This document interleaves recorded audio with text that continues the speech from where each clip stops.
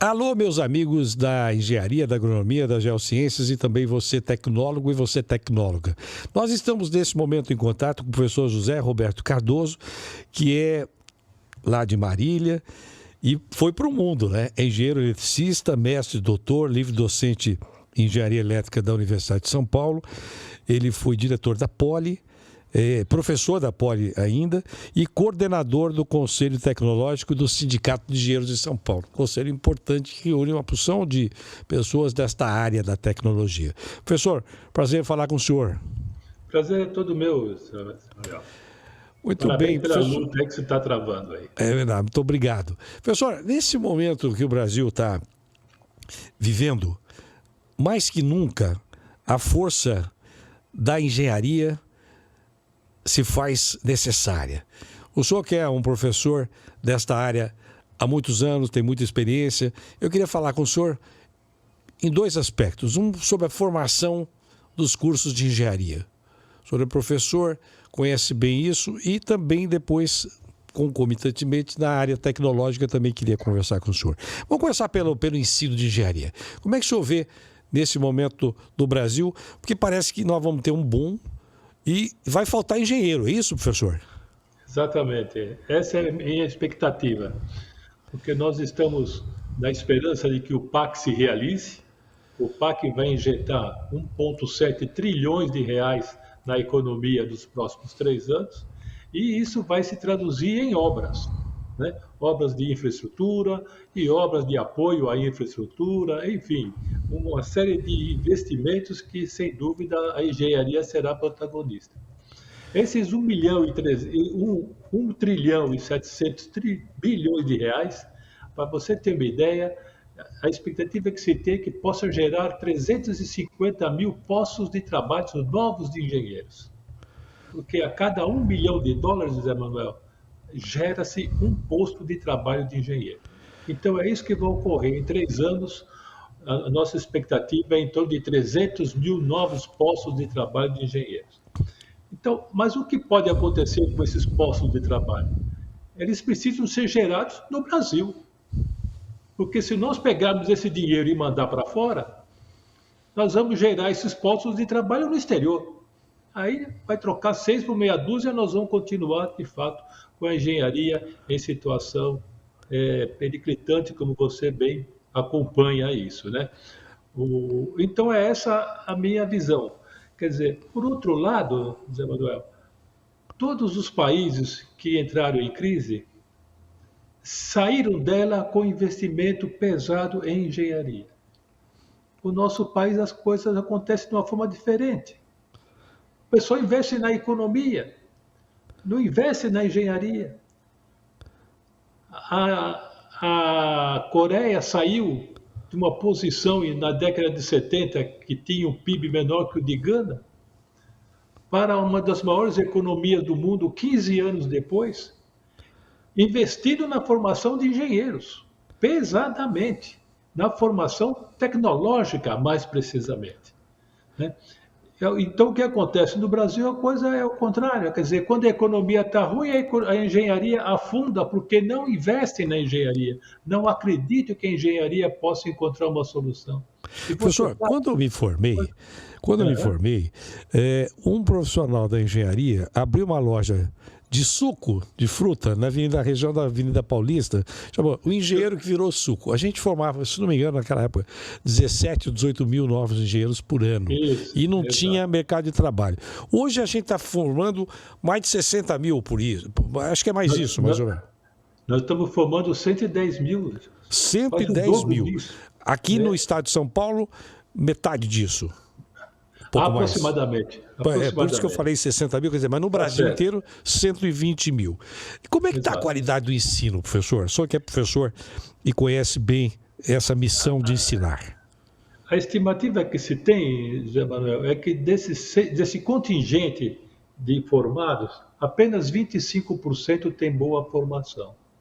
Esse é um problema que, de fato, nós estamos enfrentando. Mas, no entanto, Zé Manuel, eu acho que o MEC, nesse ponto, está agindo corretamente.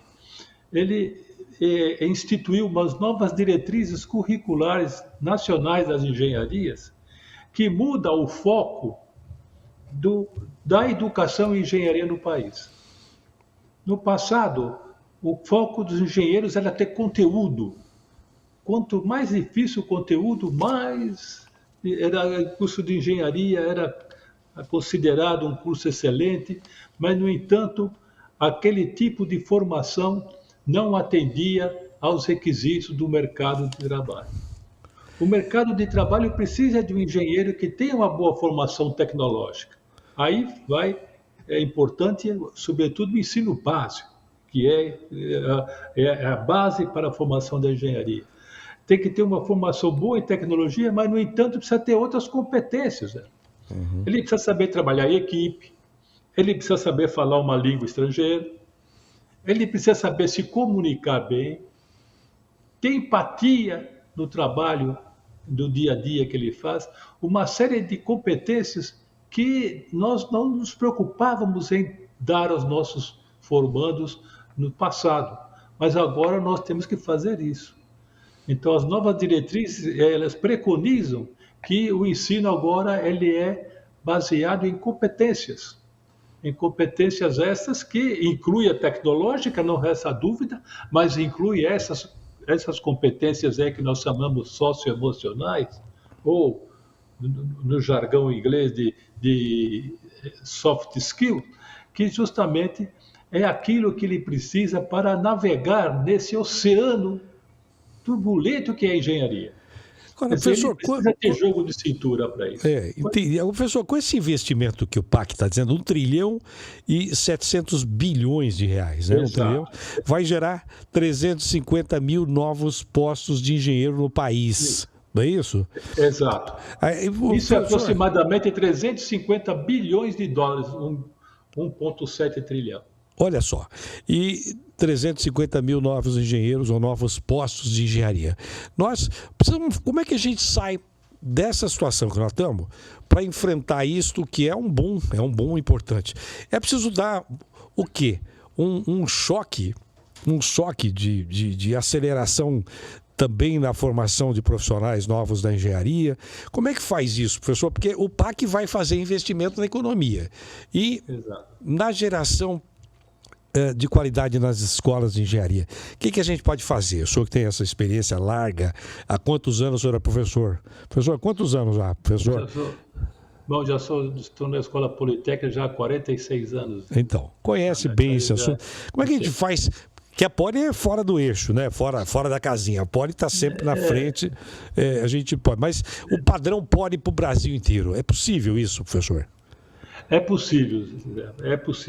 Desde que a gente leve a sério a educação. Porque nós precisamos, de fato, ter um investimento, ao meu ver, pesado na formação de professores. Nós temos um contingente de professores que nunca tiveram uma formação na parte didática.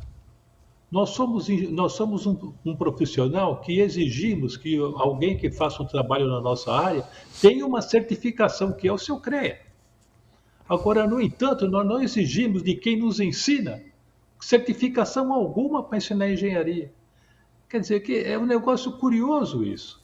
Então, nós temos engenheiros ministrando aulas, alguns são excelentes, mas uma grande parte deles, né, começou a ensinar sem ter uma formação adequada e você sabe como que é. Essas coisas precisam ter um pouco de formação humanística para ser professor. Não basta ter só uma formação tecnológica.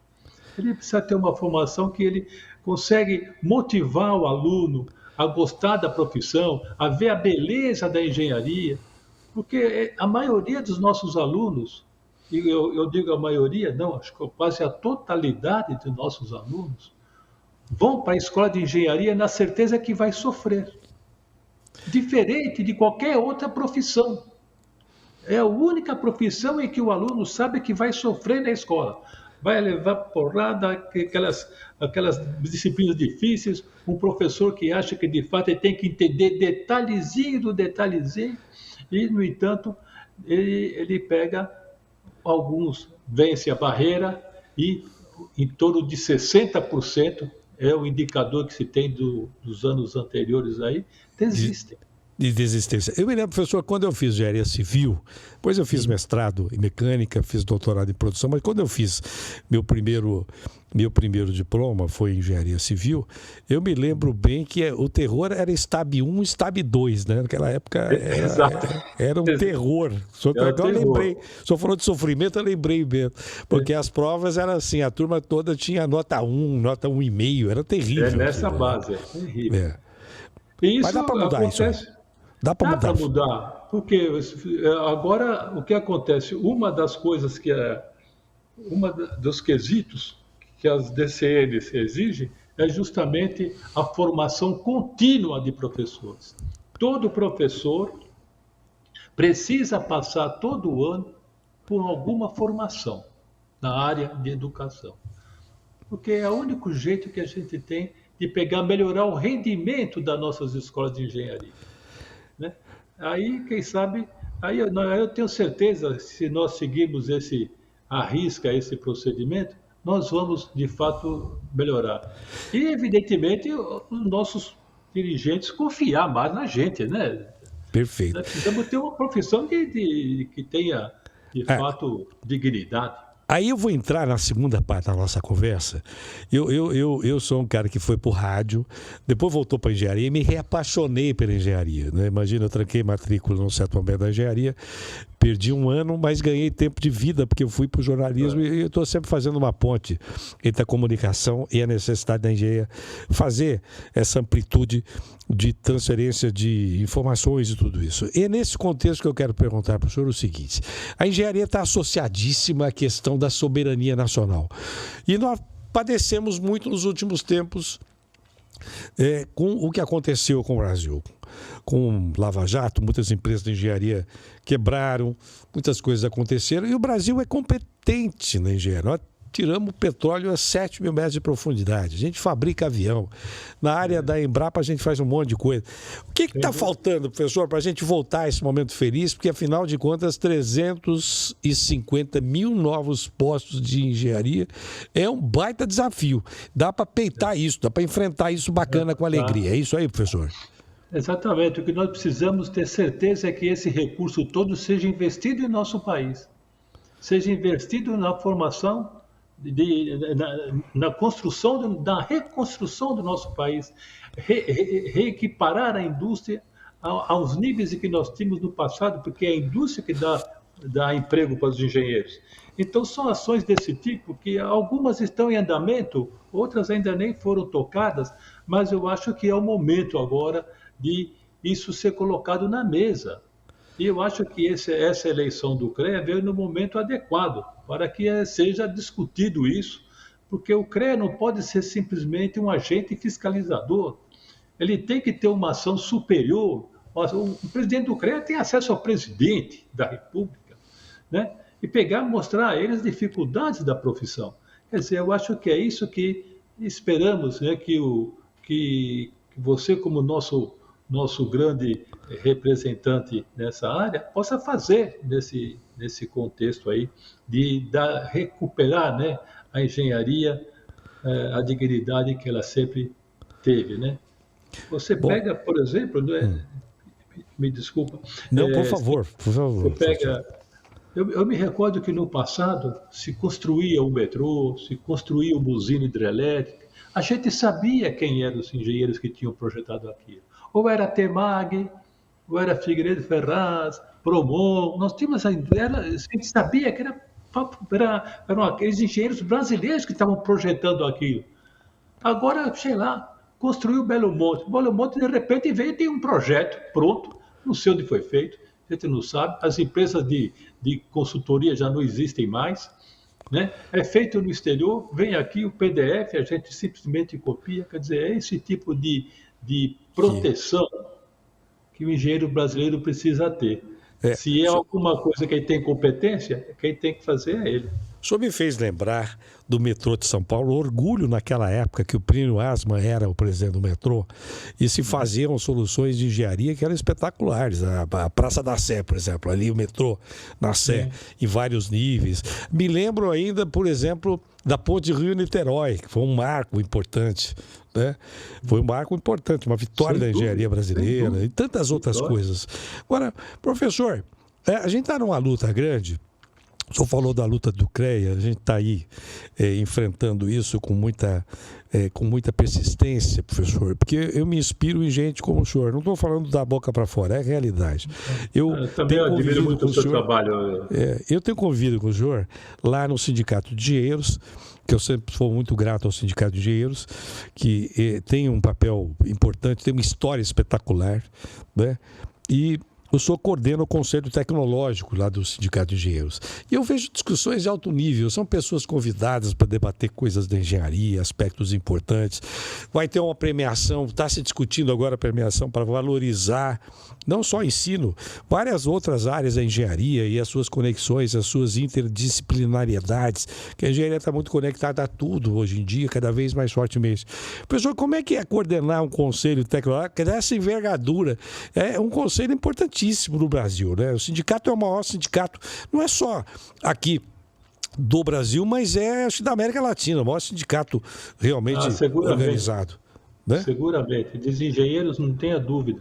Quer dizer, o Conselho Tecnológico foi criado em 2006, 2005, e convidou 250, mais ou menos, profissionais da área de engenharia, que são, de fato, aqueles fazedores de opinião, líderes da engenharia no nosso país. Então, qualquer engenheiro, dos mais importantes do país, faz parte do nosso Conselho Tecnológico. Nós temos ali um comitê gestor desse conselho, do qual você faz parte, né? E constituído por umas 50 pessoas, 50 engenheiros mais ou menos, que faz justamente isso, discutir os problemas da engenharia para justamente orientar a presidência do sindicato sobre qual é o caminho certo em determinada situação. Porque o presidente ele tem uma série de compromissos, então, e a engenharia ele é muito difusa. Não há como uma direção ser expert em tudo. Então, é necessário que tenha, de fato, uma discussão antes, se consolida a posição do sindicato, aí o sindicato assume aquela posição como sendo a posição dos engenheiros. De uma forma amadurecida, né? É isso?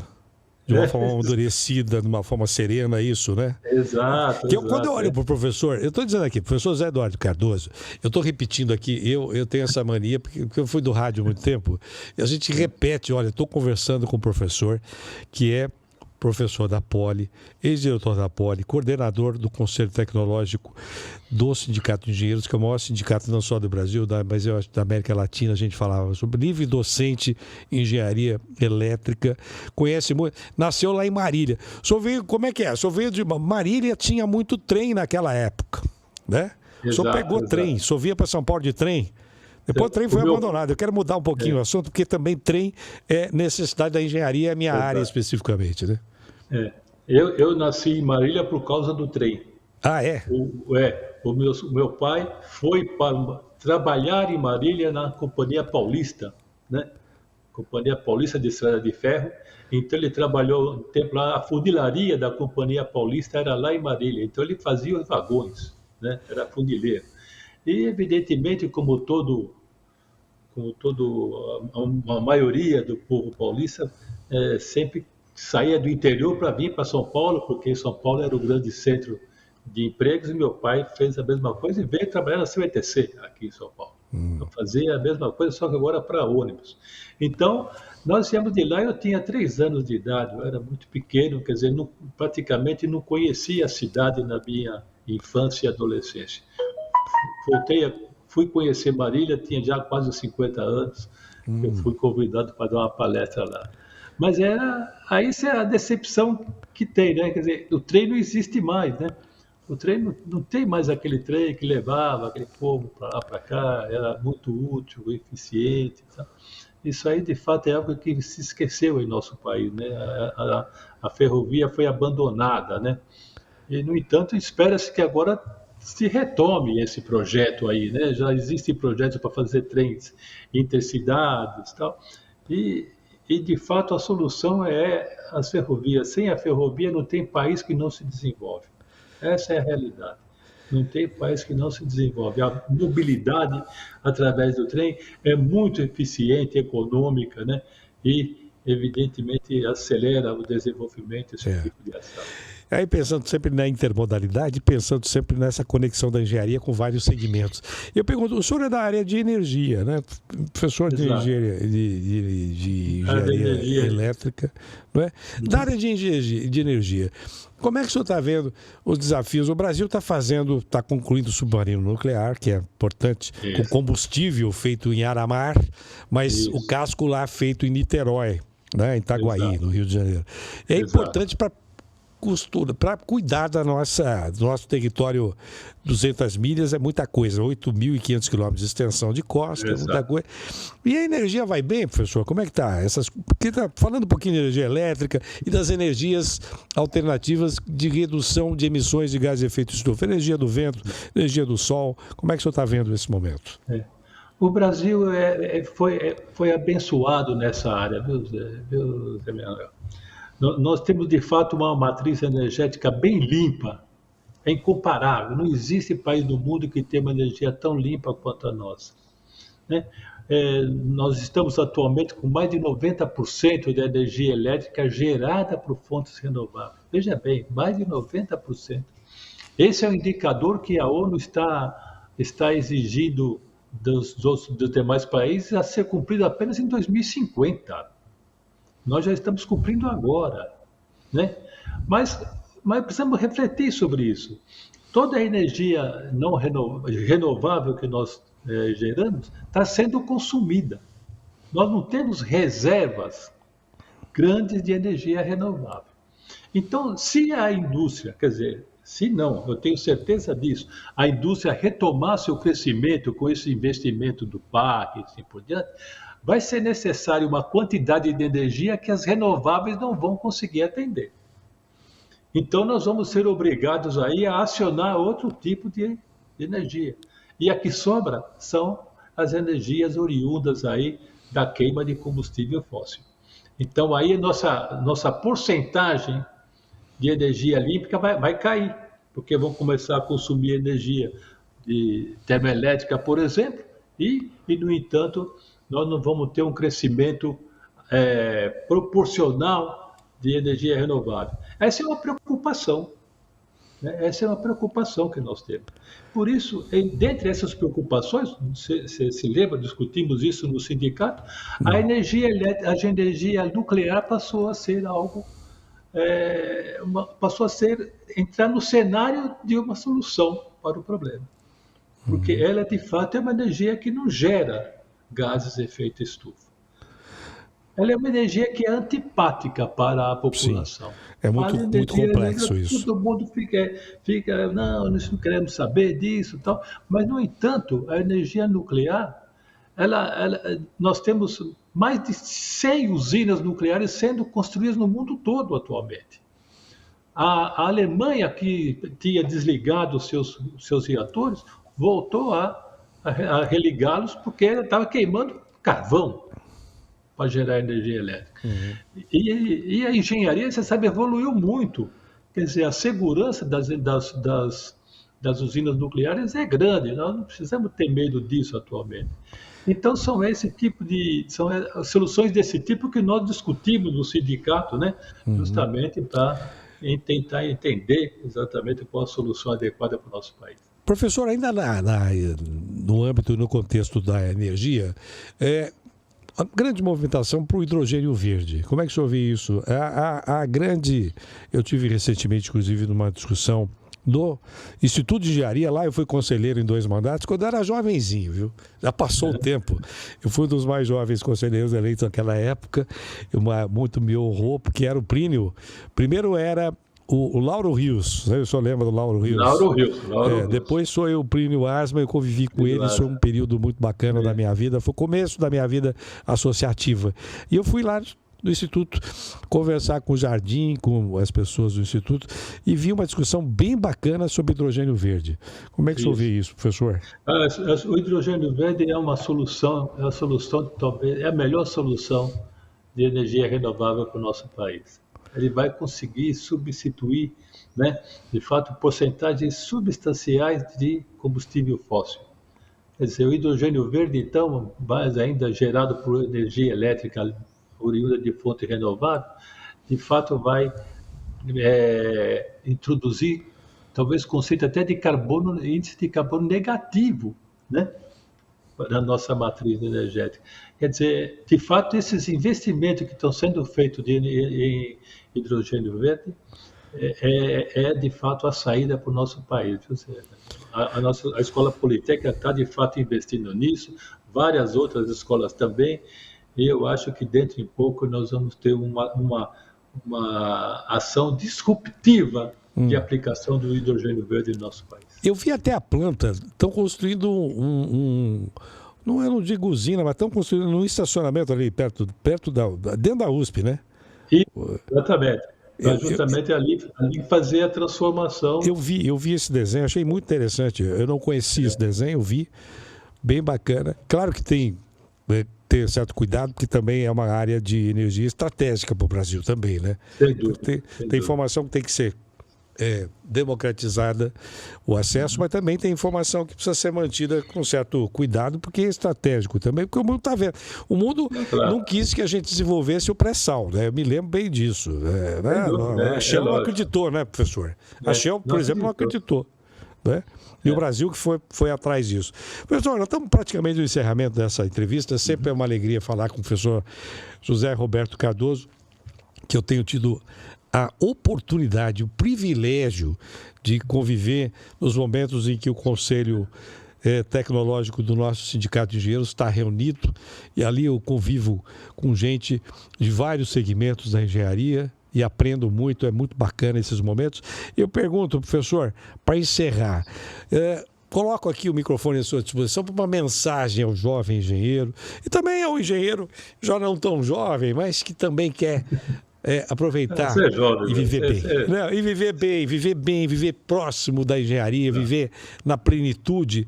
Esse boom que a engenharia vai dar, isso aí sempre pode. 350 mil novos postos de engenharia, o PAC vai dar certo, 1 trilhão e 700 bilhões de reais, transformando o que era em dólar em reais. É muito dinheiro, precisa ser bem aproveitado. Então, a mensagem final sua, do tempo que o senhor quiser, para esse jovem engenheiro e para o engenheiro mais experiente também, o senhor que é um professor da área e está lá na Poli no dia a dia. Professor. Muito obrigado. Bom, eu só gostaria de lembrar uma história. No começo da década de 70, teve aquela crise do petróleo. O Brasil foi o único que encontrou a solução para superar a crise do petróleo através do programa Proálcool, que foi criado naquela época. Veja bem, nós investimos em produção de etanol para a mobilidade numa época que não havia pressões de mudanças climáticas. Quer dizer, o Brasil, através da engenharia, foi muito criativo. Essa é exatamente uma das coisas, uma das características da engenharia brasileira, a criatividade. Então, nós fizemos o etanol, começaram a falar que o Brasil estava gastando dinheiro à toa, no entanto, vejam a solução, né? Se hoje à noite a última gota de gasolina for gasta, nós seremos o único país do mundo que vai andar de carro no dia seguinte, porque nós temos etanol. E como esse, por exemplo, você pega Itaipu, foi a primeira transmissão de energia elétrica com corrente contínua a longa distância no mundo. Quer dizer, coisa de brasileiro. O metrô de São Paulo foi o primeiro metrô com eletrônica de potência, coisa do brasileiro. Quer dizer, criatividade nossa. Quer dizer, então nós temos de fato um potencial muito grande. Nosso engenheiro, ele é criativo e com uma boa formação ele fica insuperável. Tanto é que muitos deles estão no exterior e são profissionais de sucesso no exterior. Quer dizer, então o que nós estamos esperando? Nós temos que de fato investir na engenharia de modo a produzir, né, profissionais competentes, né, com seriedade, que possa, de fato, assumir a responsabilidade de reerguer esse país. É isso que eu espero que vai acontecer, e eu acho que você dará uma contribuição muito boa, ocupando um dos postos mais altos da engenharia em nosso estado. Muito obrigado. Como vocês perceberam, foi uma alegria muito grande falar com o professor José Roberto Cardoso. Sempre, professor ensina, né? O professor ensina, e a gente como aluno aprende com ele, aprende porque são mensagens importantes, conhecimento, história, tudo isso. Professor, um forte abraço ao senhor, estamos nessa luta, a engenharia precisa muito de gente como o senhor, e nós vamos para lá, para o CREA, e gente como o senhor, nós precisamos criar um conselhão no CREA também, viu? Nós precisamos criar um conselhão tecnológico lá no CREA e ajudar o Conselho do Sindicato de Engenheiros e trabalhar em conjunto. É uma forte abraço. Ideia. Para você também, sucesso. Muito obrigado. Forte abraço ao senhor. Muito obrigado. A gente teve essa alegria muito grande e vamos voltar a conversar com o professor em outras ocasiões, certamente.